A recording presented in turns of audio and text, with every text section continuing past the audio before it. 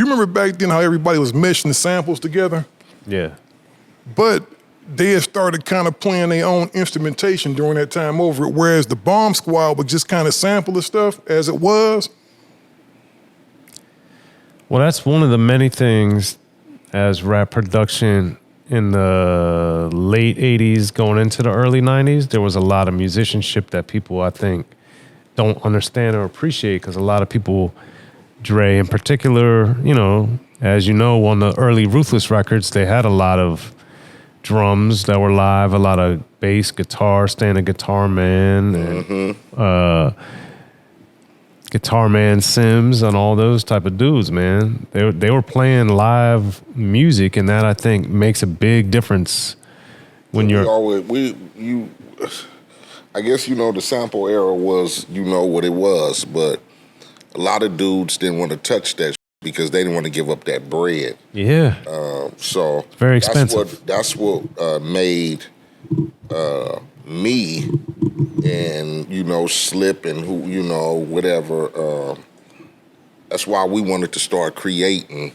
I guess basically what we would hear, or just try to come up with our own melodies or whatever, and then we would bring Willie Z in to play. Right.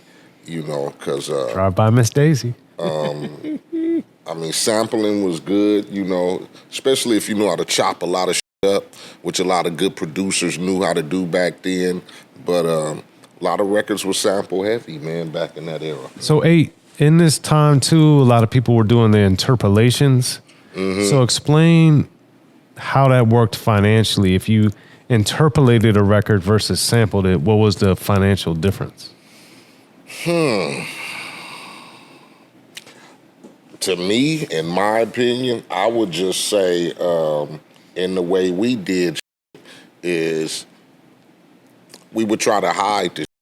Right. You get me? So the financial gain from it would be better, because you wasn't giving up publishing, and then you wasn't giving up whatever, or the whole song. Sometimes you would have to give up the whole song if you sampled somebody and it was recognizable. So learning how to interpret this, you could do different tricks with it. Leave a note out here or there, add a note here, or add this or add that. So a lot of shit I replayed, was probably shit I heard, but then by the time I got to the keyboard and Willie Z, and we would just recreate this.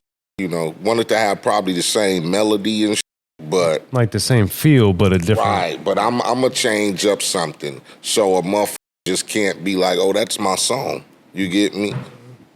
I think a thing that was really pivotal to that time, because before, if you remember, with sampling, wasn't nobody clearing for a long time in hip hop. But then Biz Markie got hit with that. When Biz Markie got hit with the album, what was it? What album? It was I Need a Haircut. Yeah, I Need a Haircut, and he got hit, man. And it was some man like, I think it was Gilbert O'Sullivan, I believe. Yeah, and it was something like $1 million at that time. Yeah, they did a cease and desist. They had to pull the record. So I remember when I bought it, I was one of the only people in Maryland that had it, because the album got yanked pretty quick.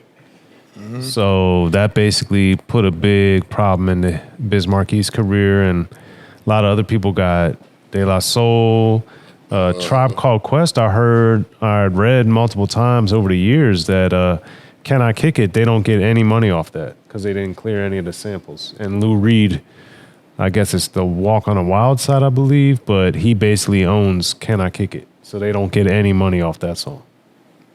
The one upside to it, though, is they get that touring revenue off of that.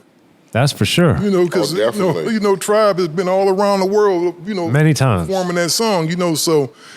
They even use it at the NFL, man. Shout out to Justin Tucker. When the Ravens, when they go to commercial break, they play Can I Kick It a lot of times going to commercial. I've seen it at least 3 or 4 times over the last 2 or 3 years. But that's the downside to it as artists get older, that tipping them not getting none of that money. The Lou Reed's family is getting that money.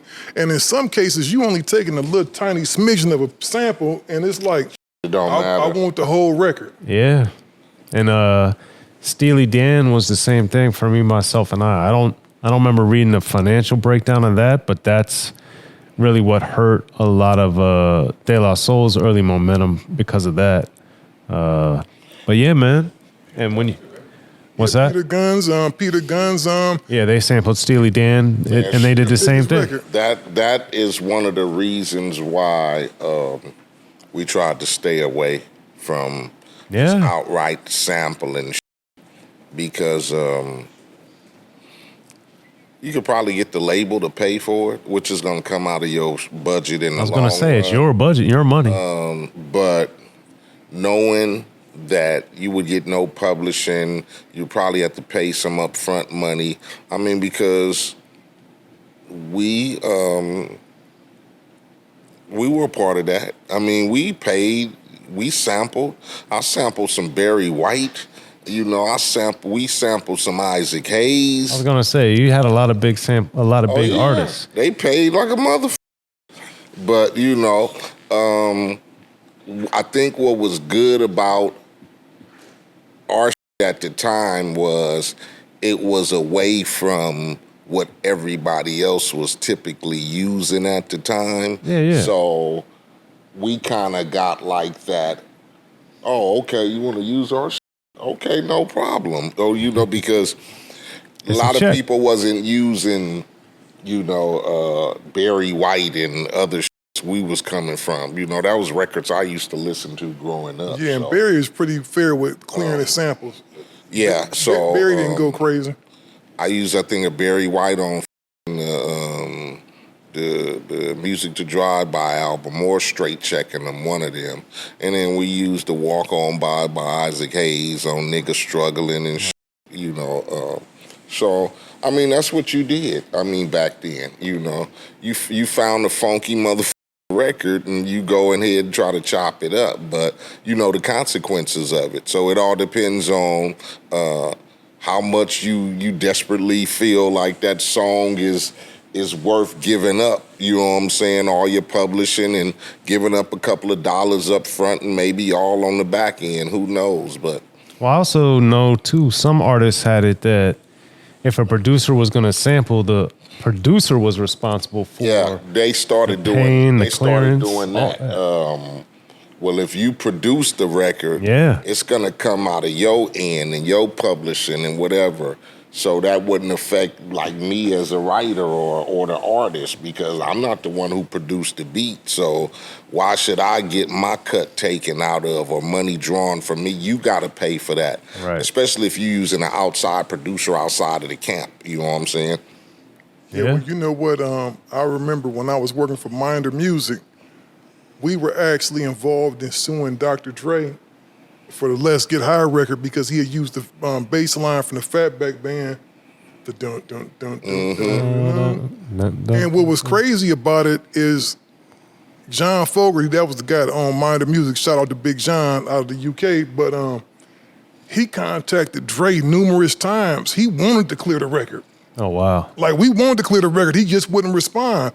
When we went to court with Dre, you know what Dre did? Dre came in, went to sleep, and walked out and left like he didn't give a Yeah. He didn't give a walked out and left. What y'all want, nigga? What y'all want, man? And I think that sample wound up costing him $1.2 million. Man, they get that nigga that shit, man. Get up out of here. $1.2 million, and they own like the publishing for the song. But they wanted to share it with him. They were willing to do that, but he just wouldn't get back to him. Yeah, because at that time, you know, I was like, nigga, please, nigga, I'm making y'all hot as again. Right. You feel me? Mm-hmm. That was probably my nigga Dre's motherfucking mind state. Like, nigga, ain't nobody in 93 bumping Fatback Band. You feel me? Mm-hmm. Was you bumping it? No, I sure was. I did when the 2001 album came out. You know, when the 2001 album came out. Still said, nah. Gangster Chronicles, we gon' tell you how it goes. If I lie, my nose will grow like Pinocchio. We gon' tell you the truth and nothing but the truth. Gangster Chronicles, this is not your average show.